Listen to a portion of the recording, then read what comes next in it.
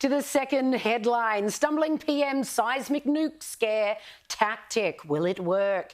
Anthony Albanese has suggested residents in the New South Wales Hunter Valley would be in danger under the Coalition's energy policy, declaring a major earthquake in the region more than 30 years ago showed it was the last place a nuclear reactor should be built. He said our opponents need to find $600 billion to pay for their nuclear reactors. I was in Young Labor at the time when that earthquake devastated this community. This is the last place you put a nuclear reactor.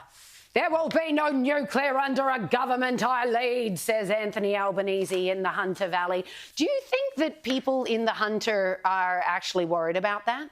Probably. I think people in the Hunter are worried about where jobs come from, and they understand energy jobs more than probably anyone else in the country, Indeed. to be perfectly honest. But it's almost as though he's talking about this as though if it got to the stage where we were seriously looking at building nuclear plants, that you wouldn't have to go to the nth degree to shore all of this stuff up in order to happen. Well, we just wake up one day, just bloody plonk it there, no environmental studies to be done, all good. So the modern nuclear reactors, I think the Fukushima reactors, there was an issue obviously with the earthquake in Japan, but that's because they were built decades and decades and decades ago. They're very old. And also wasn't being maintained. My understanding is that all the ones that are built now are earthquake proof, and they have the reactors I believe they actually have them floating in water. So even if outside around them kind of shakes and everything, it doesn't impact the actual reactor itself because it's sort of floating there.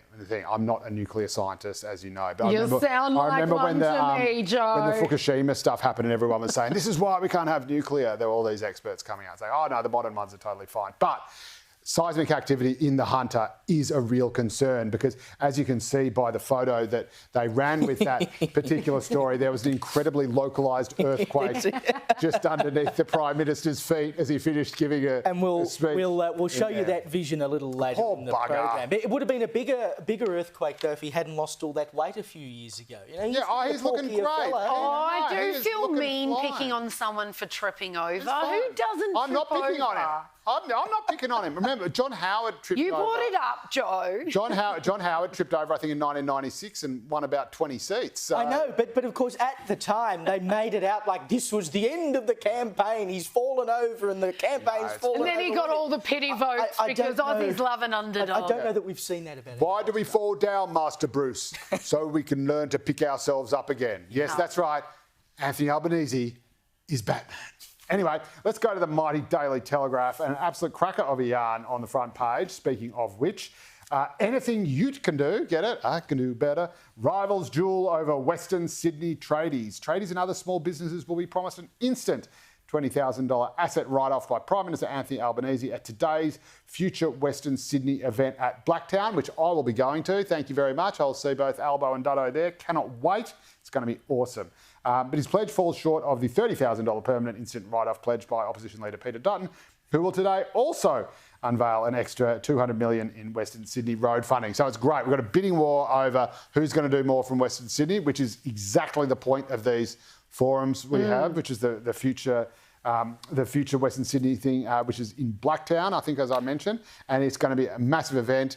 Albo and Dutton are both going to be delivering a speech, and if that doesn't float your boat, I will also be speaking in conversation. Incredible. Conversation with James tomorrow. I am convinced. And if there's already an offer on the table and then you're like, we'll get 2/3 of the way there, is it really an impressive thing? I mean, Scott Morrison did 20 grand instant asset write-off back in 2019, and then in 2020, amid COVID, he made it 25 grand. So Dutton's upping that to 30 and saying he'll make it permanent. And Albo comes in and says, I'll do what ScoMo did 6 years ago. Well, he's matching it. It's a Me Too election. It's great. The other guy's given us more. Obviously, votes don't come cheap, and whoever's aware of these announcements, which is always my biggest thing, I don't know how much attention people are actually paying, that's going to cinch their deal. If that is you, if you are a tradie in Western Sydney, Dutton just got your